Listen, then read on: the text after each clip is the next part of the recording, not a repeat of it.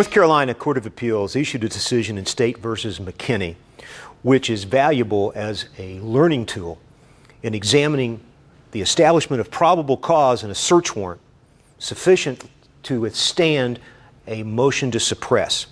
In this instance, Officer Bradshaw was confronted with the problem that many of you officers are confronted with, and that is protecting a citizen informant.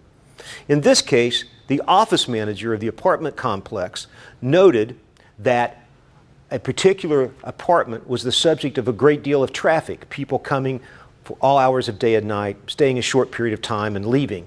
And she believed that that was associated with drug trafficking. Additionally, she actually saw a hand-over-hand drug transaction from her office location.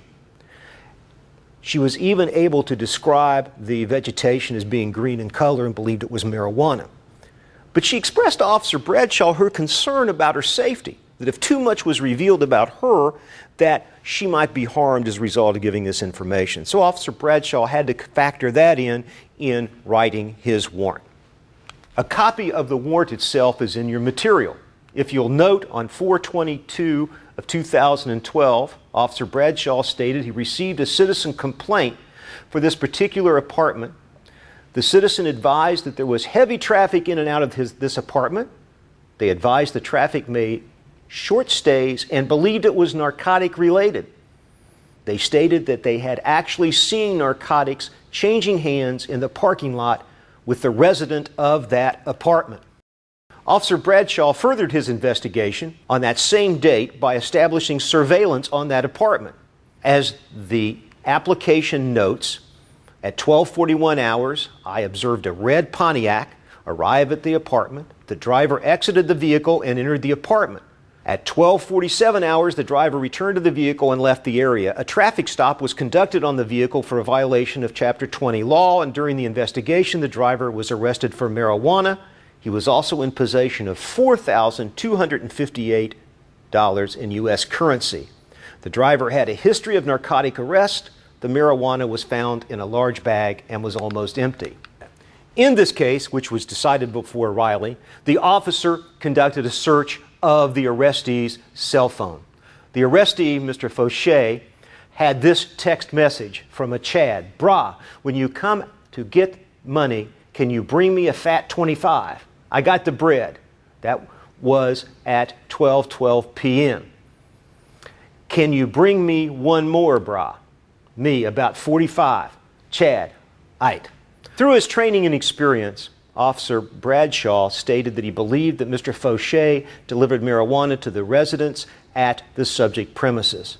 Furthermore, based upon the facts described above and his training and experience, Officer Bradshaw believed that there was probable cause that items to be seized, particularly controlled substances in violation of General Statutes 90-95, and other items listed herein are in the premises to be searched as described herein.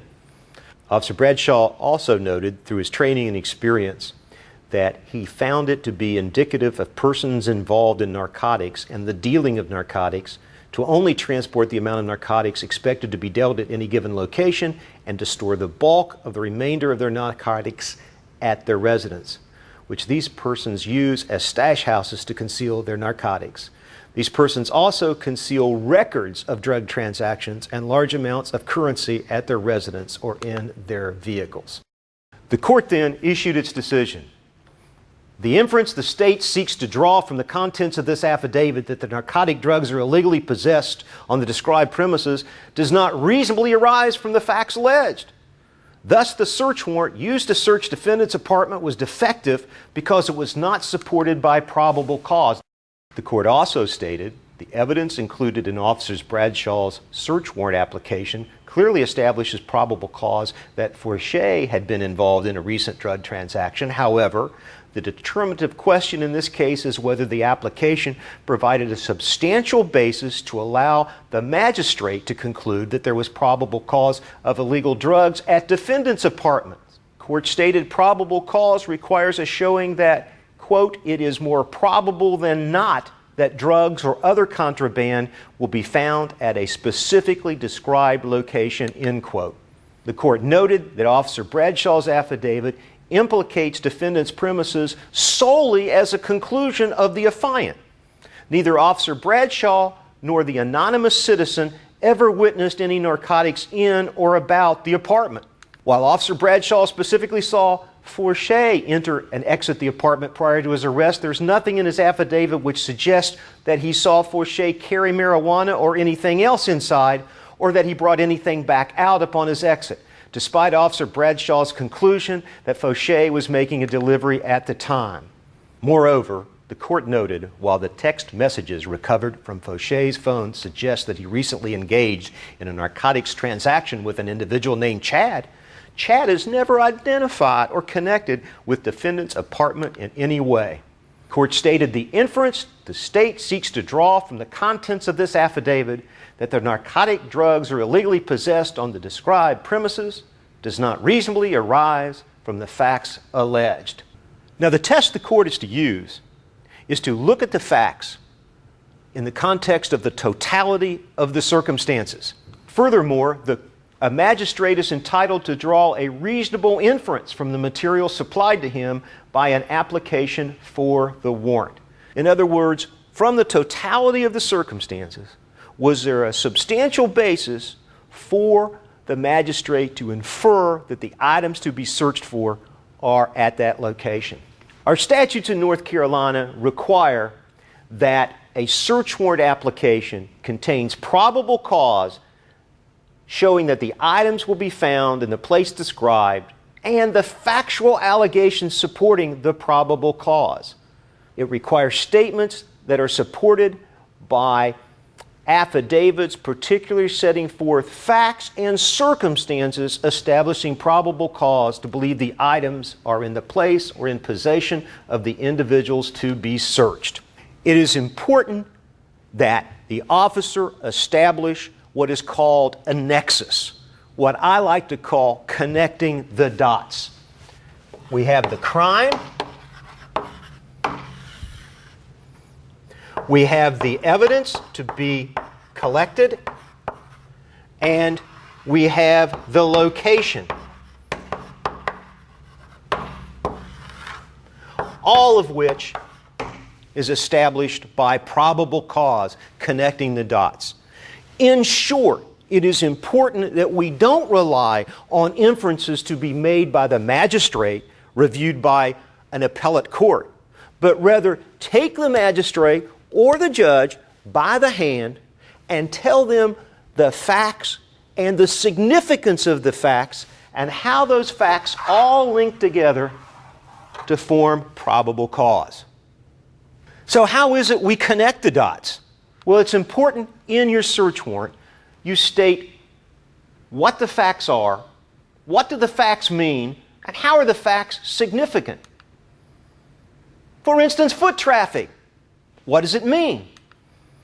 Well, generally, it means surveillance of premises described herein has shown heavy foot traffic of people arriving on foot and in automobiles at various hours of day and night, staying for short periods of time and then leaving.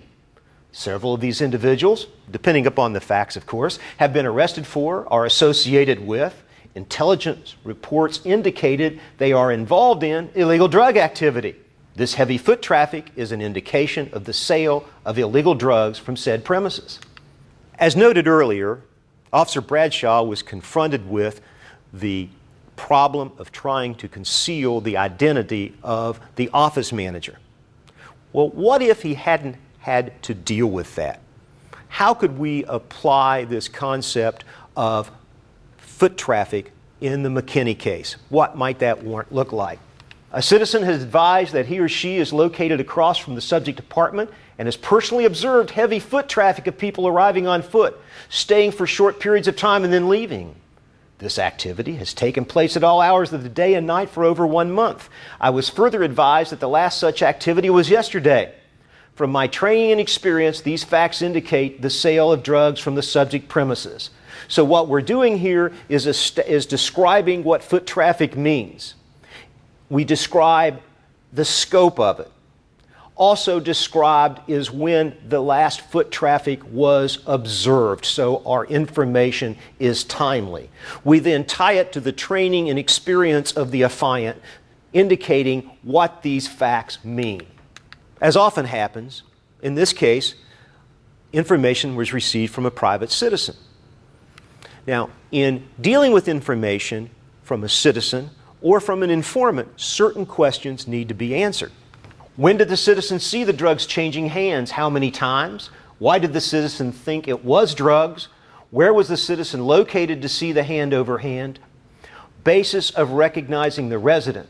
In applying these principles to the information that was furnished by the citizen in McKinney, it might look like this. A citizen informed me on this date, from a distance of approximately 20 yards, she observed a male subject approach a car with its engine running, reached through the open car window and handed the driver a clear plastic bag of green leafy vegetation, which the citizens believed was marijuana.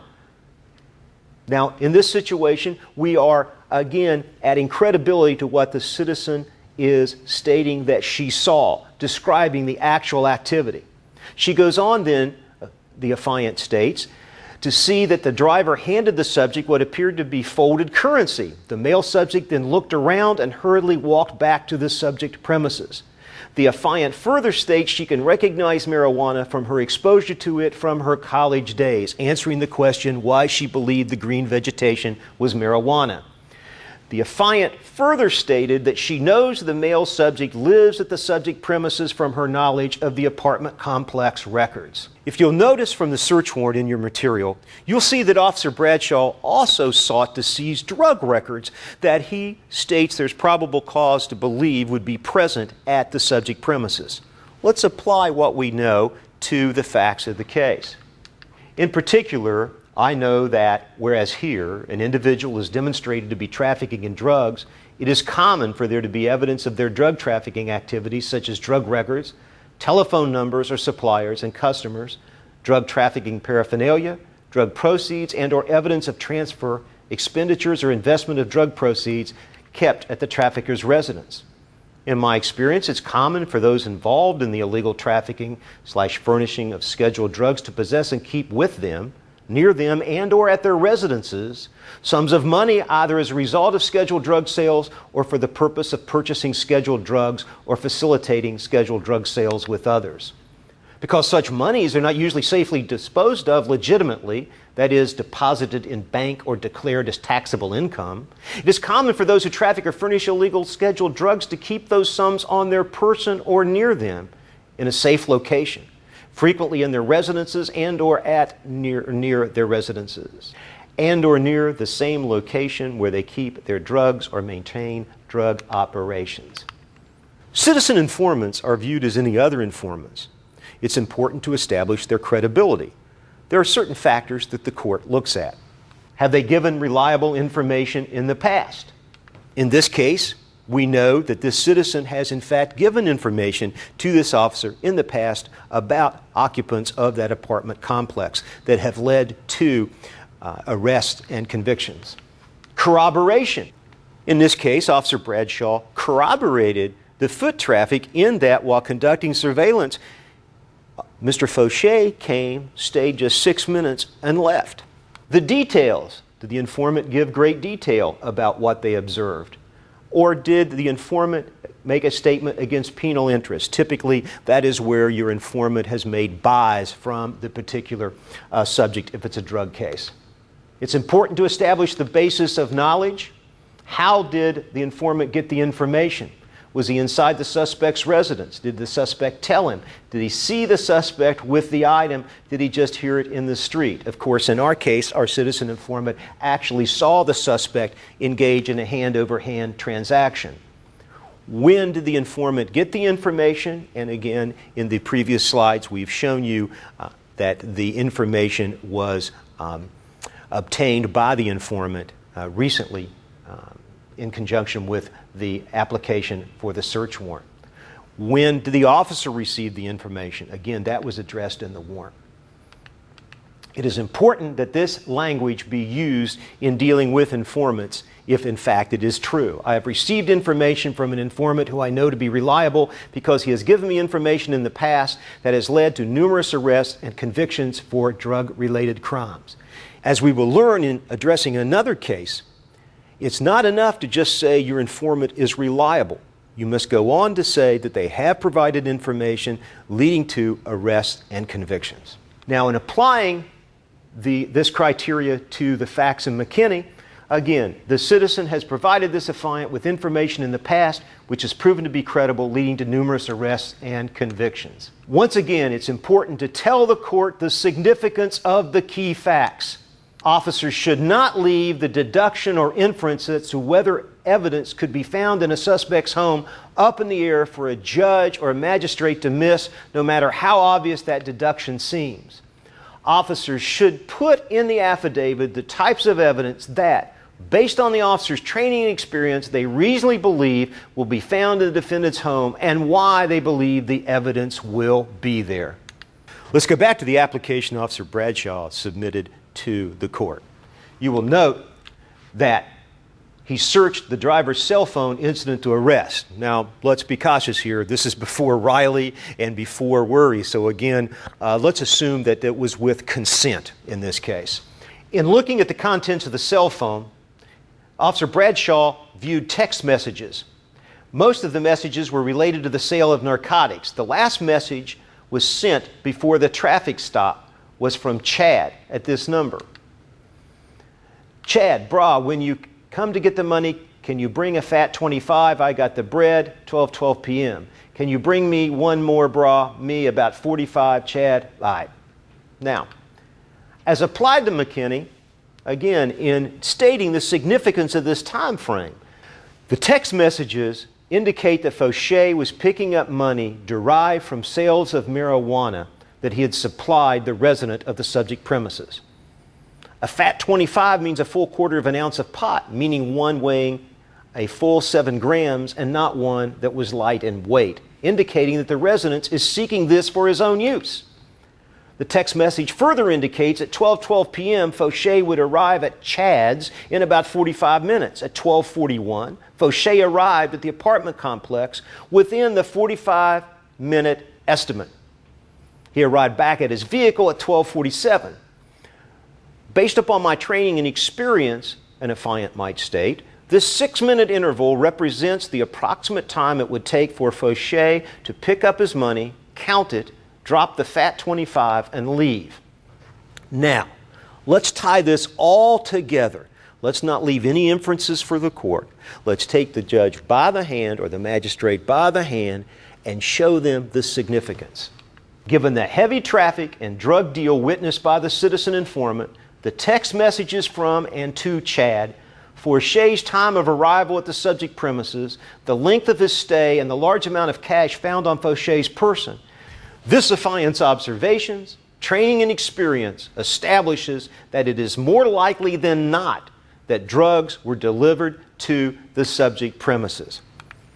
Again, when we take the court by the hand and connect the dots, telling the court, these are the facts, these are what the facts mean in the context of this investigation, we no longer rely on the court or a magistrate to make an inference. Now, that's not to say they're going to agree with us. But if those facts are stated in that manner, it makes it more difficult for a court not to be convinced that there is not probable cause to issue the warrant.